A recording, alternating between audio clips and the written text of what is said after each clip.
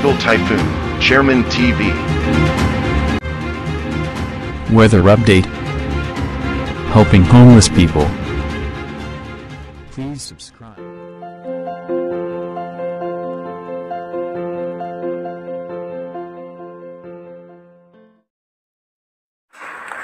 Magandang umaga po. Ito po ang latest update natin ng ngayong araw, January 30, 2025. Patuloy pa rin umiiral sa ating bansa yung Northeast Monsoon at ito pong shear line na nakaka-apekto naman po yan sa parte ng Bicol Region. Umaabot din po yan sa parte ng Laguna hanggang dito nga po sa Capiz, sa Romblon. Ay asahan naman natin yung mga posibilidad na pagulan dahil nga po sa shear line.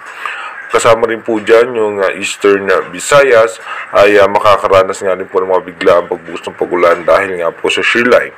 Habang yung Northeast Monsoon naman o yung amihan, patuloy pong makaka-apekto yan sa halos sa buong Luzon including Metro Manila. At yung easterlies naman o yung mainit na hangin na nanggagaling sa dagat Pasipiko, apektado naman po niyan ang parte ng Mindanao at ilang bahagi ng Palawan. Ayon nga po sa ating advanced weather forecast ng European Center, no, expected nga natin by second week ng February, meron po tayo na mataang posibleng sama ng panahon at posible pong maging maulan sa parte ng Visayas at ilang bahagi ng Mindanao.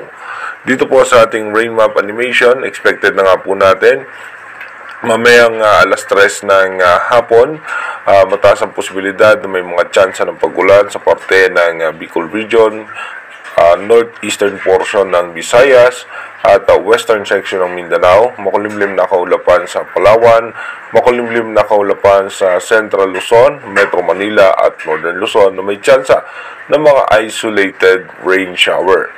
Pagdating naman po ng alas 8 ng gabi mamaya, magiging maayos at maganda ang lagay ng panahon, pero makulimlim po ang halos buong Visayas, Bicol Region, Metro Manila at buong Luzon. Pagdating naman po ng alas 11 ng gabi mamaya, dahan-dahan naman po gaganda ang lagay ng panahon at magiging malamig pa rin po dahil nga po yan sa amihan. Dumako na nga po tayo sa ating advanced weather forecast. Dito nga po sa ating advanced weather forecast, bukas nga po, January 31, expected natin na magiging maulan ng eastern section ng Luzon dahil bahagya nga pong hihina yung Northeast Monsoon. Pagdating naman po ng February 1, expected natin easterlies naman na makaka-apekto sa ating bansa dahil hihina nga yung amihan. By February 2 hanggang February 3, dito po dahan-dahan muling bubugso yung Northeast Monsoon at magkakaroon tayong possible low pressure area outside par. Dito naman po yan malayo sa may parte ng Mindanao.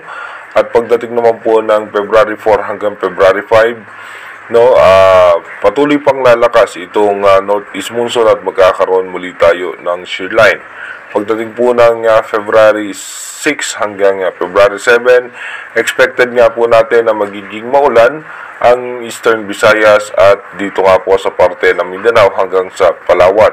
Dahil magkakaroon ng low pressure area sa labas ng ating Philippine Area of Responsibility, yung extension lamang ng kaulapan ng low pressure area ay dadagdag sa pagulan dito nga po sa may parte ng Mindanao at ng Visayas. Pagdating naman po ng February 8, magkakaroon po ng sama ng panahon dito po sa may parte ng Palawan, pero ito po ay mababa naman sa ngayon ang tsansa na maging isang bagyo, pero ito po ay posibleng magdulot ng pagulan yung kanyang extension ng kaulapan sa parte ng Palawan. By February 9, magiging maulan po sa parte ng Bicol Region, Mindoro Provinces, Visayas, at pagdating naman po ng February 10, patuloy po ang paglakas ng Northeast Monsoon at yung shear line po ay aabot yan hanggang sa parte ng Mindanao.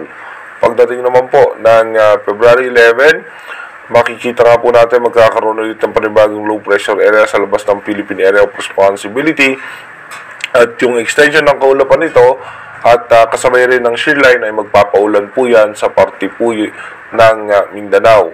At pagdating po ng February 12, magiging maulan dito nga sa parte ng Mindanao at ilang bahagi ng Visayas. Kung mapapansin nga natin, ito yung monitor natin kung mataas nga ba yung chance nito na mag-develop into tropical depression or mahinang bagyo. Yan po yung ating monitor kung ano nga ba yung magiging posibleng senaryo niyan.